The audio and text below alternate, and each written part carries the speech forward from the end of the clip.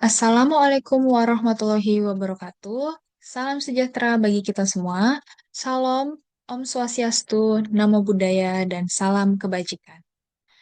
Yang terhormat kepada para dewan juri, yang terhormat kepada Bapak dan Ibu dosen pengampu, serta rekan-rekan yang saya hormati, izinkan kami membuka presentasi ini dengan menggarisbawahi satu kenyataan penting dalam pengelolaan keuangan negara bahwa setiap rupiah anggaran publik memikul tanggung jawab besar yang harus dipertaruhkan dan juga dipertanggungjawabkan dengan transparan, akuntabel, dan bebas dari kepentingan pribadi. Maka, melalui kompetisi bisnis manajemen dan keuangan, pada audit investigatif atas dugaan gratifikasi dan penyimpangan pengadaan pada proyek pembangunan gedung Pusdiklat Kementerian EBC, izinkan kami selaku tim Audifra untuk memperkenalkan diri. Atas diri saya sendiri, Tiara Sentika Putri, dengan NIM 02300230198 dari jurusan akuntansi.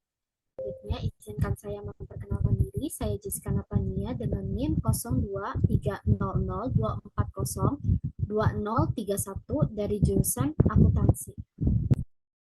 Nama saya Feli Ramawati, saya dari jurusan D4 Keuangan angkatan 2024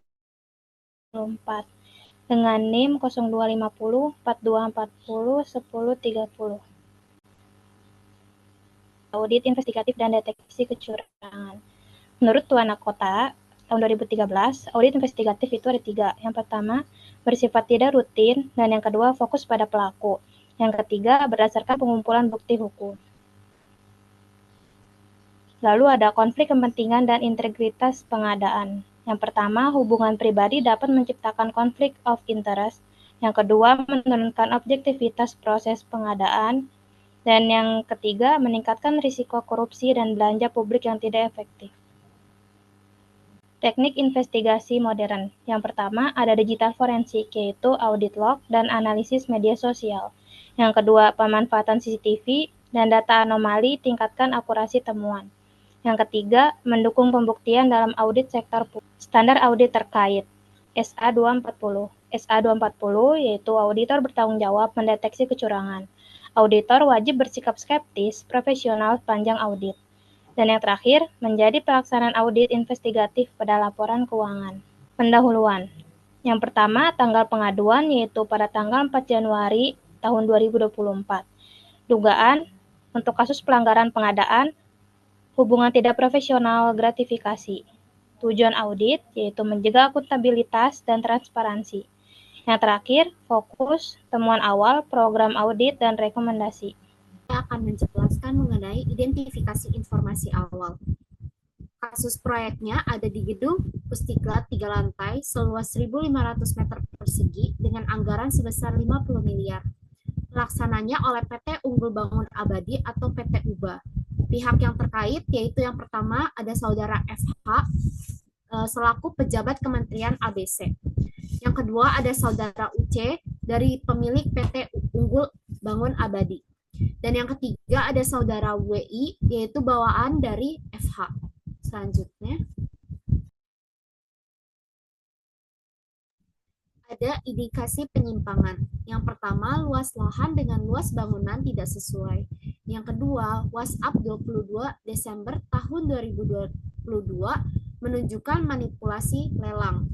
Yang ketiga, parcel, voucher umroh, goodie bag menunjukkan adanya dugaan gratifikasi atau suap. Yang keempat, adanya hubungan personal antara FH dan UC. Ada program audit yang meliputi rencana dan juga bukti. Yang pertama, tim audit multidisipliner. Yang kedua, buktinya mencangkup dokumen pengadaan, kontrak, dan laporan keuangan. Yang ketiga, ada analisis digital dan juga CCTV. Dan yang terakhir, yang keempat, vertifikasi bukti voucher dan percakapan. Ada audit yang meliputi wawancara dan juga evaluasi. Yang pertama, wawancara dengan FH, UC, WI, dan juga keluarga. Yang kedua, evaluasi ketidaksesuaian spesifikasi. Yang ketiga, ada penilaian kemungkinan yang mencangkup markup. Yang keempat, adanya penyusunan kronologi kejadian. Dan yang terakhir akan saya jelaskan mengenai audit yang meliputi pelaporan dan juga tujuan. Yang pertama adalah laporan sistematis yang mencangkup temuan, bukti, dan juga resiko. Tujuannya adalah yang pertama, ungkap penyimpangan, yang kedua, validasi keabsahan lelang, dan yang terakhir, identifikasi kerugian negara. Baik, dilanjutkan pada temuan utama, yaitu ada 4 poin yang menjadi temuan utama. Di antara lain, yang pertama ialah spesifikasi tidak sama dengan realisasi. Dalam hal ini, dalam hal luas bangunan dan struktur fisik yang dibangun. Hal ini mengindikasikan kemungkinan adanya manipulasi data atau pelaporan fiktif atas kemajuan proyek. Yang kedua, adanya manipulasi pemenang lelang. Pada proses pemilihan PT UBA sebagai pemenang lelang, terindikasi tidak dilakukan secara objektif dan transparan. Adapun yang bagian ketiga ialah konflik kepentingan tidak dilaporkan. Pada konflik kepentingan yang tidak dilaporkan, adapun bentuk konflik kepentingan yang dibuktikan dengan relasi pribadi antara saudara Eva dan saudara Uce. Dan yang keempat ialah goodie bag sebagai penguatan indikasi suap.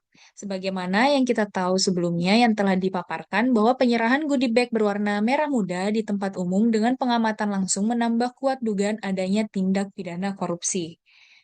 Selanjutnya kita masuk pada rekomendasi audit. Pada rekomendasi audit, ada pun beberapa rekomendasi di antara lain yaitu proses hukum untuk FH dan UC.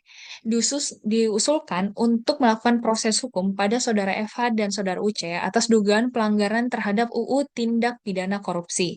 Pemeriksaan internal juga perlu dilakukan kepada Kepala Bagian Umum Kementerian ABC atas potensi kelalaian dalam pengawasan. Dan yang kedua ialah sanksi administratif terhadap PT UBA. Pada sanksi administratif ini, berdasarkan indikasi keterlibatan aktif dalam pemberian hadiah, PT UBA direkomendasikan untuk masuk dalam daftar hitam penyedia barang jasa pemerintah untuk jangka waktu tertentu sesuai dengan ketentuan LKPP dan peraturan pengadaan lainnya. Untuk yang ketiga, yaitu revisi sistem pengadaan internal. Nah, di sini kami merekomendasikan revisi sistem pengadaan internal Kementerian ABC untuk mencegah konflik kepentingan dan intervensi pihak yang tidak berwenang. Penerapan whistleblower system yang efektif juga sangat penting untuk mendeteksi penyimpangan lebih awal. Dan yang keempat, yaitu penagihan kerugian negara dalam tanda kurung jika terbukti. Dikarenakan apabila ditemukan ketidaksesuaian volume pekerjaan atau harga yang tidak wajar, maka perlu dilakukan audit teknis lanjutan dan penagihan pengembalian kerugian keuangan negara kepada pihak terkait sesuai prinsip restitusi dan pertanggungjawaban negara. Baik, untuk penutup sendiri yaitu perlu untuk ditekankan pada audit yang sistematif, objektif, dan berbasis bukti.